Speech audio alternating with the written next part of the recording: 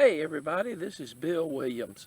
Welcome to another Life on Trahan Creek series video.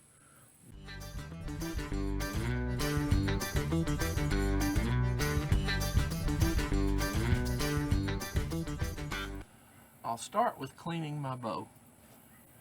But first, I'll give you a better look at the buck I killed a couple of years ago here in my food plot number 1. This is an 8-point. If you'll look at the points, you'll notice they've been gnawed upon by the local squirrel population, one of whom I managed to put a stop to gnawing on my deer skull. Originally, I had plans of mounting the skull in a European mount, but once the squirrels got a hold of it, that pretty much ended it. So anyway, that's what's left of it. You might want to look at the jawbone. You can kind of see here, this is about a 3.5-year-old buck. Okay, getting started on my cleanup project. As you'll notice, there's a lot of camouflage tape on the bow. I like to do that before going in the woods, but this tape is old, so it's got to come off. Okay, I got that done, and let's see if I can turn this to where you can see the arrow rest. This is a bear hair arrow rest. That's what it's called because this bow was made by Bear Archery. And I've got to get another one of these. It comes with the actual rest plate and then a backing plate that goes right here. The backing plate's already gone, so I've got to get that replaced. But this is a Bear Kodiak Magnum. It's a classic bow. I think I first purchased this bow around 1968 or so. It's not clean right now, so it looks pretty dirty. But I have shot this bow since that time, which is some 48 years, I think, something like that. Same bow. Good value for your money. It'll last a long time if you bought one of those. If you don't have one today, go buy one. Bear still makes this recurve. Not quite the same model, but they still make recurve bows like it. And they're just fun to shoot. So let's get busy cleaning this one up. To do that today, I'm going to use some rubbing alcohol.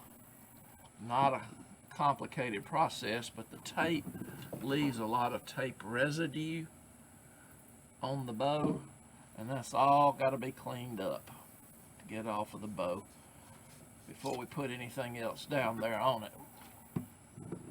This is a 52-pound pull bow, by the way.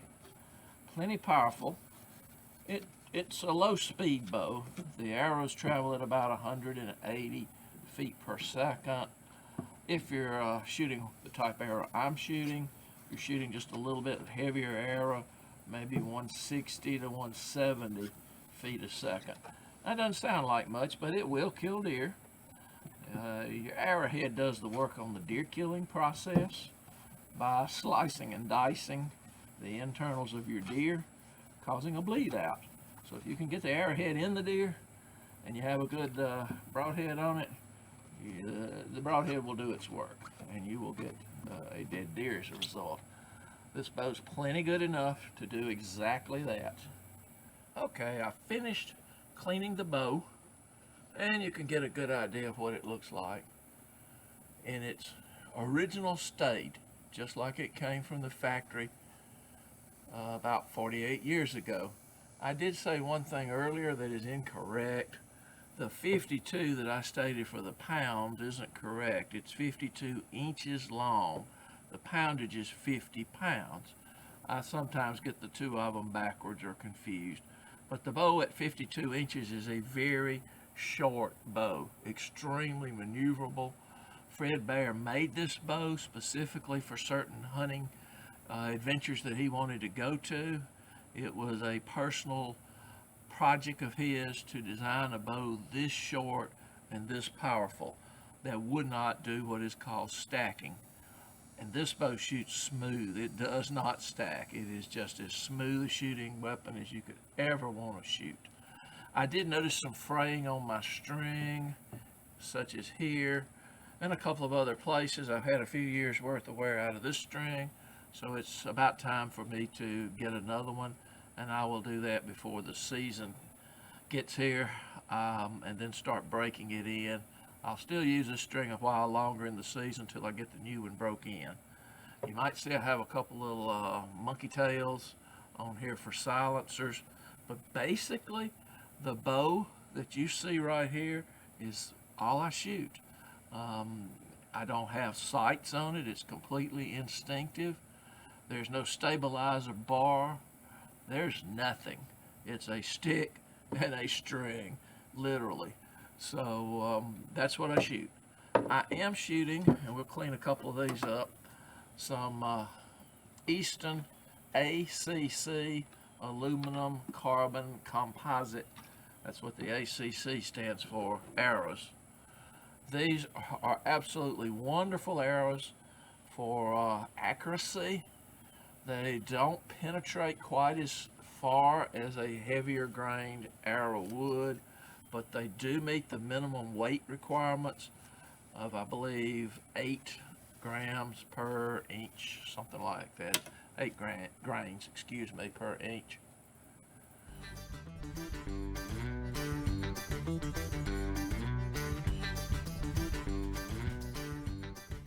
But anyway, they're a very thin, lightweight little arrow, slim line, even has a slim line knock that comes on them. These are just practice arrows, so my veins are pretty worn.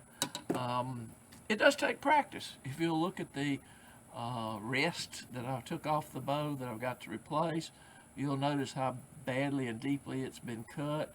You got to shoot a lot of arrows through it if you're going to be an instinctive archer. People ask me how I hit anything, and I have to tell the truth that I don't hit everything, at least not every time.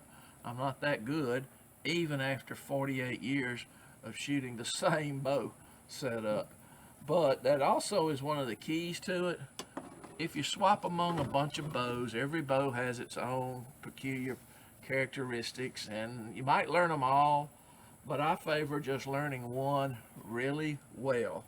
Now, having said that, I do have a crossbow because I have heart problems, and several years ago when they hit me really, really hard, I was so weak I couldn't pick up my 10-pound cat when I came home, much less pull this 50-pound bow back and hold it.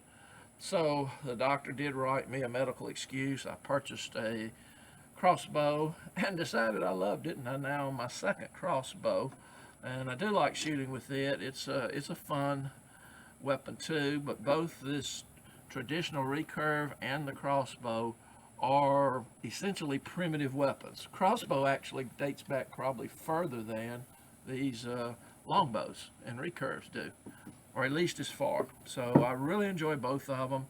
Hunting here, I do completely no gun hunting. It's bow only all season long.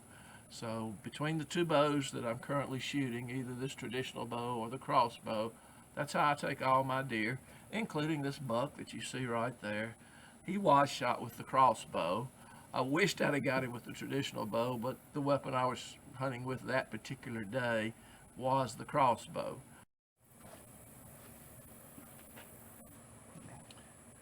I did decide I'd give you a little shot of waxing the bowstring. As you can see, I have strung the bow.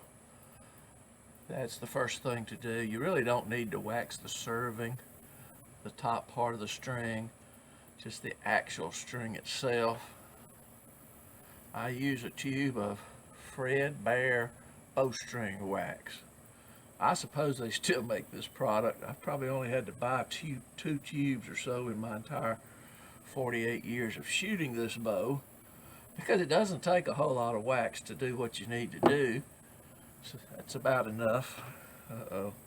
Anyway, that's about enough wax. You just work it in with your fingers into the string good. And as I say, the string is what you want to wax. This is a really hard wax. It is not a soft wax like the wax for my crossbow. The crossbow wax is ultra soft and you go through a lot of it. But this is a hard wax, so It lasts you a lot longer, stays on your bowstring longer too, I think. And it's just really an easy process. But you do need to keep your string waxed. If you haven't been doing traditional archery and you buy a piece of equipment to take good care of it like this, you will need to, and for your own safety, you'll need to keep the string waxed. Once your bow is ready, it's time to practice. Practice and practice some more. Hang in there. It can be learned. I wish you the very best in all of your hunting adventures.